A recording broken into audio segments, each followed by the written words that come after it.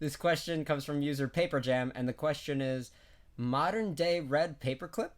There's this old cool story of a guy who took a red paperclip and made small trades with other folks, slowly trading up for larger and larger items until he eventually you never heard of this? gets an apartment. Yeah, no, I totally have. Wait, an apartment? Yeah, I'll let you keep going. Until eventually he gets an apartment with a year of free rent. I want to do this. I want a new Tesla car. Yeah, me too, dummy. I would love to do that. It sounds good. Trade me up. Let's cut you off right there. Same. All of us would love to start with a paperclip and then just not have to pay rent for a year. Isn't with that a free apartment? Yes. What? Yes. Okay. Well, just keep going. All right, anyways, cool. I want to do this. I want a new Tesla car. But the only thing I have to trade away is a bag of potato chips from Panera, which I've already eaten some of. My only belonging. Why do you suck? Other than my phone, which I'm typing on, but that doesn't count. I'm not going to trade away my phone. I ate some of these chips and they were not too great. So I'll give them to someone else, but I'll tell them that they were really great and I just had to share. And that's why now I'm handing them off. I mean, it's probably still worth more than a paperclip, right? Right. Well, it's got to be. They asked... half a bag of chips. I don't know. If it was a stranger, I wouldn't trust that garbage. They're asking, how do I get from some salty chips to a sweet ride? Oh, boy. Now, I am very curious. You start at half bag of chips, right? And we're talking not giant family-sized chips, like Panera-sized chips, which are pretty dang small, like a little bit bigger than a Rubik's Cube worth of chips. What? The bag is like this big. Rubik's Cube worth of chips? Yeah, the bag is like yay big. You're giving me visuals on an audio format. Hey, and then inside that bag is a Rubik's Cube size amount of chips. That sounds like a lot of chips. Chips are not dense. Hey, I just can't believe you decided to use a Rubik's Cube, something that has... I mean, I guess it's decently universally sized, but right? Still, like, are we talking density? Are we talking just, like... I'm talking... Size? I'm not talking like the I'm freaking just massive baffled that you thought chip. that was the way that you wanted to use, like, a proportion to measure chips by. You couldn't have been, like, an ounce. All right, tell me how you would have said. You would have said an ounce. All right, I would have done a regular bag of chips worth, which is an ounce. All right, you know what I'm doing? I'm looking this up. How many chips are in a bag of Panera chips? You're gonna have to suck on this. Yeah, your Will. first thing that's gonna come up is definitely gonna be Rubik's Cube. Yeah, right there. Boom. All right, how many chips are in one bag? It says one bag's worth. Thank you. NASA, you found another one. NASA, we got it again. He did it. He cracked the code. Oh no. So how many calories is in a Rubik's Cube? All right, yeah, here. How many calories are in one Rubik's Cube? Because we don't want them thinking just like as many as 3 Rubik's Cubes. Just one Rubik's Cube. How much energy? No, not energy does it take to solve one. How many calories are in one Rubik's Cube? That's bound to do it, yes. All right, let's see. I did find it. Guess what? It's 1 ounce. In what? Nerd. It's 1 ounce of potato chips. Not Rubik's Cube? Not Rubik's Cube. How heavy is a Rubik's Cube? Is that your next question? How heavy is a Rubik's Cube? Yeah, I'm getting it in grams. It isn't helping me. 132 grams. Yep, I got that too. Now give me in ounces. That's exactly what I did. 4 ounces. That's 4 ounces? Yeah. Okay. So we're talking a quarter of a Rubik's Cube worth of chips. I'm so glad we got there. I'm glad we finally landed there. I can't wait to see what editing magic you pull off in order to make that listenable.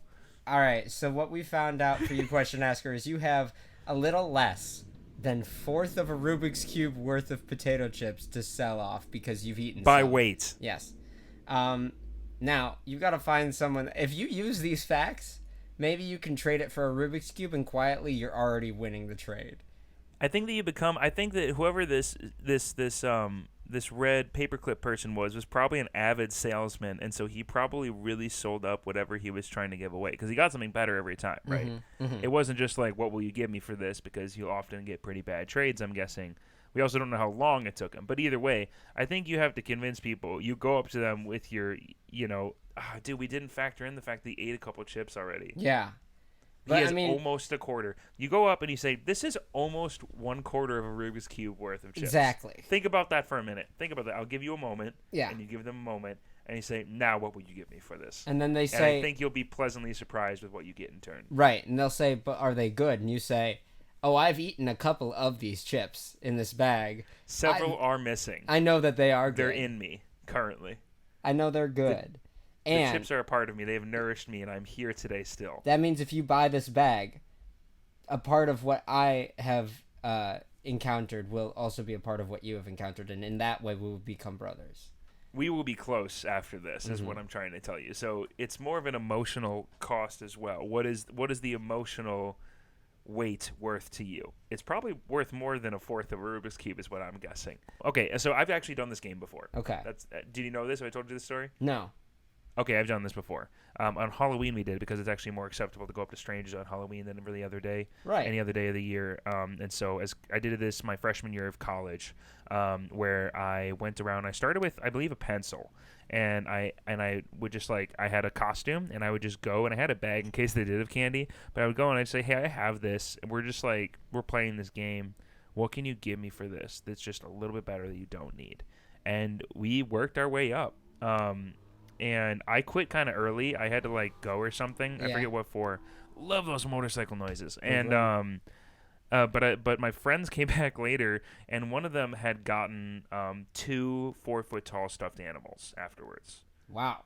So after a couple hours of trick or treating, from 5 to 7 they were trick or treating, and they came back, and it was you probably go to the store and buy these things for $80 each, and off of his whatever he started with, he got 2 4-foot tall stuffed animals. Jeez. And he asked me, what will you give me for this? And I had an electric guitar that I never used. So I gave him the electric guitar for those 2 giant stuffed animals. So I was like, heck yeah, 2 giant stuffed animals, why not? It was a gorilla and a giraffe, and Harambe was very popular at that time, and he had a hole in his ankle. So that was the clear choice. You just done swindled him. You just won Trade of the Century. You got 2 stuffed animals, and all it cost you was an electric guitar. See, here's the catch-22. All right. He came back later and said he had no use for the guitar and gave Are it you back. serious? I got both. I am not kidding. I have it all.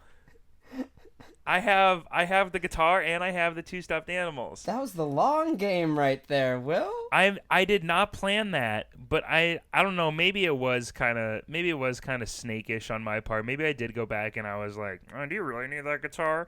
But in the end, I did get it all. So I have won this game once. You know what would be amazing, question asker, is if you could take a note out of Will's book here, and if by the end, when you get to the Tesla, let's say this. You've got a bag of chips. You gave them a hot air balloon, and you get the Tesla, and then you ask them, hey, you have no use for that hot air balloon. Do you want to just toss it back this way? This is what I was going to say. It's a little bit better than getting a hot air balloon as well. It's, all right, so let's work our way up for you. All right, you've got the bag of chips. You find a man on the street. Do the whole hierarchy? You find a man on the street, and he says, well, hey, isn't that bag just a little less than 1/4 of a Rubik's Cube worth of chips? Boy. And you say, you know your stuff. And they say, what if I give you a full Rubik's Cube just to enjoy the taste of some of those chips? And you say, deal. You take the Rubik's Cube. You move on with that Rubik's Cube to the tournament of where people solve Rubik's Cubes really, really fast. Oh you set the new world record with that Rubik's Cube. That Rubik's Cube is now incredibly, incredibly valuable because it holds. You sign it and you give it to a kid who's crazy about Rubik's. It's. I'm mad for Rubik's. I'm mad for Rubik's, boy. It's signed. It's amazing. And then he says, "I'll give you my dad's record company." Because that's a fair trade-off. Excuse me? The world record holder for Rubik's Cube time for another record holder. All right. Now you run a new recording studio. All of a sudden Jay-Z comes in and says, "I've got this great album idea," and you say, "Here, let me stop you right there. I'll sell you this whole recording studio if you give me the rights to your music, all of your music. And he says, that's a steal. Easy, take it. And so you do that. Fair enough. Now you've got all of the Jay-Z music. You go right to Elon Musk. Elon Musk, big fan of memes, if you don't know this online. Huge fan of memes. Meme man. You go right to him and he says, oh, I assume you want a flamethrower or a Tesla, because that's the only reason people talk to me. And you say, actually, yes, but in return, I'm going to give you every song that Jay-Z's ever created, but now it'll be owned by you. And he says, you know I'm a fan of Jay-Z. You know this. You're playing with me. And you say, no, I'm not playing with you. It's all right here. And he says, all right, fine. Just one Tesla and one flamethrower. And that's easy. That's easy peasy, easy money right there. Now, you've got a flamethrower in the back of your brand new Tesla because you've made it all the way up to a Tesla, right? After you've done everything that I've just mentioned, you're all the way up to a Tesla. And you know what you do? You drive to the corner where the guy gave you the Rubik's Cube and you see him. And he's still there and he's questioning whether or not to eat the last couple of chips. And you say, hey. Or he's slow. And you say... Either one. Either you work really fast or he eats chips incredibly slow. But he's saving them for a rainy day. He's still there, and you look. Been a lot of sun, and he's waiting for a rainy day.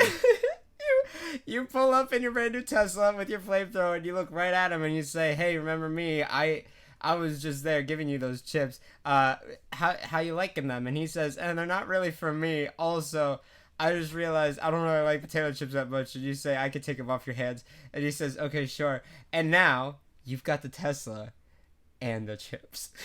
Thank you, Zane.